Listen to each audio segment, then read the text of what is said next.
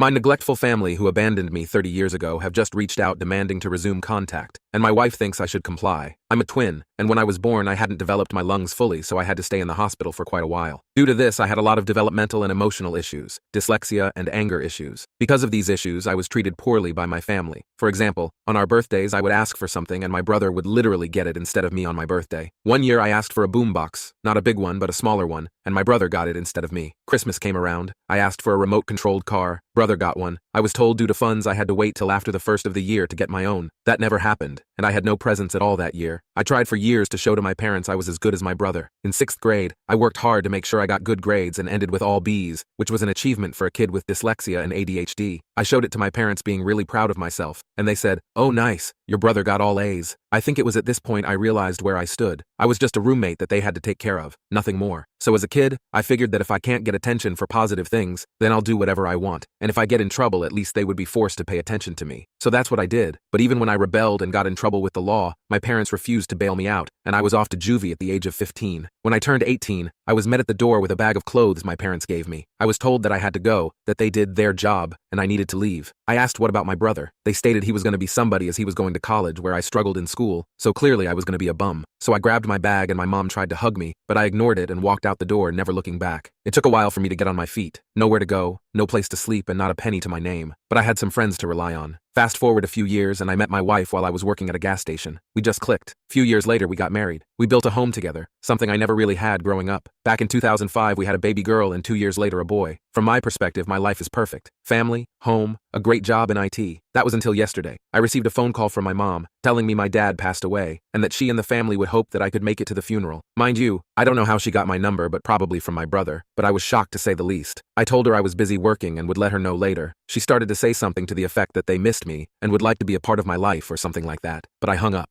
From my perspective, I haven't heard a word from these people in 32 years, so why would I give them any more of my time? I told my wife, and although she knows about my family, she thought it would be the right thing to do, seeing that my mom reached out to tell me, where she could have not told me, that they are family and probably feel bad and want to reconnect. However, as far as I'm concerned, I already have my family. Those other people are former roommates, that I have no obligation to anyone but those who I care about and who care about me. I get it, my wife loves me and is thinking of me and how I might regret not going. Just seems like they now know that dad is gone and life is short, so now guilt is creeping in, and they don't want to die with that guilt.